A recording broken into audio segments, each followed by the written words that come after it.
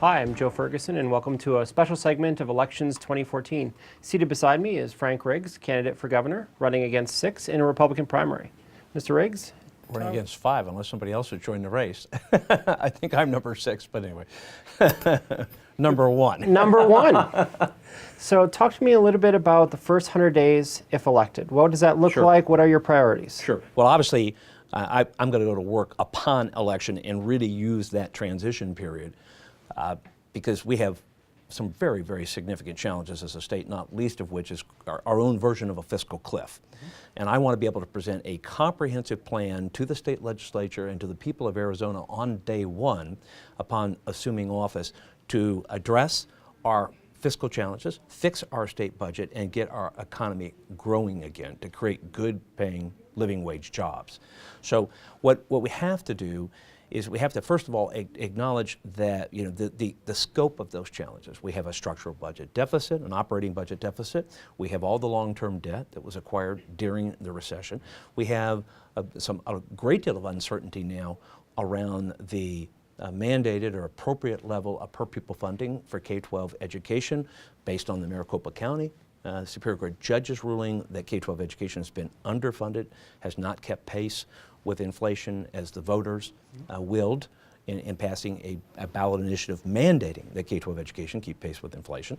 We have the sort of the uncertain future of Medicaid expansion in Arizona, legal challenges to Obamacare, the lawsuit initiated by the Goldwater Institute and joined by several Republican members of the state legislature challenging the hospital fee under the provision, again, a voter modification to the state constitution mandating a supermajority vote by the state legislature, 2/3 vote, to increase any tax, fee, levy, or assessment. And the 4 major public employee, state public employee pension funds are underfunded, in part because of poor investment decisions that have been made by the managers and fiduciaries of those funds. So I want to put forward a comprehensive plan to scrub our tax code, make it shorter and simpler. Tax reform, tax simplification, very important. I want to try to broaden the revenue base in Arizona so that we can meet the fundamental responsibilities of state government, which are public safety first and foremost, K-20 education, and indigent health care. So in pursuing tax reform and tax simplification, I want to move towards a flat tax on income above the federal poverty level. I want to move in the direction of a consumption tax because I believe that good tax policy encourages savings and investment. It taxes consumption.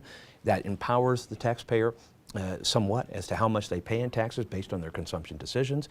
It gets at the underground economy. It makes our out-of-state visitors and seasonal guests pay their fair share for government services and the use of government infrastructure.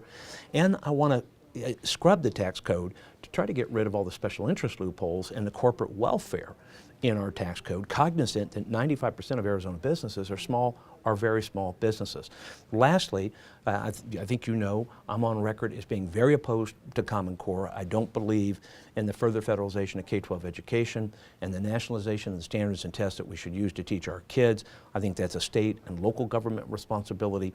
I'm ready to assume it because of my deep background in education.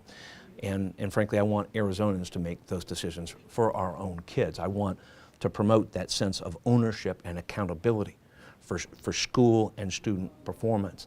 And that means protecting local control and decision making while also protecting parental rights and school choice, as well as charter school autonomy and homeschooling. So I want to repeal Common Core. I want to save the $350 million plus that the Arizona Association of School Business Officials says that it will cost to implement Common Core. That's money, frankly, we don't have to spend right now, particularly if the judge's ruling stands and we are forced to increase the base level of per pupil funding for all public schools, district and charter. And I have also said for the record, I'll work with the conservative Republican majority in the state legislature to roll back Medicaid expansion for able-bodied working-age childless adults. Roll that back from 138% of the federal poverty level back to 100% to try to make those exponential costs more manageable. The Heritage Foundation says that the state's contribution, the state's matching share, will be $2.8 billion for Medicaid expansion in Arizona between now and the year 2022 as the federal dollars, the federal share declines and the state taxpayer contribution, the matching share, increases. So I want to see these fundamental reforms done in order to put our state government on stable financial footing, fix the state budget, and again, get our economy going again to create good-paying jobs. Okay. Well, thanks for coming in. We It's my appreciate pleasure. it. Thanks again for watching. We'll be back here next Wednesday.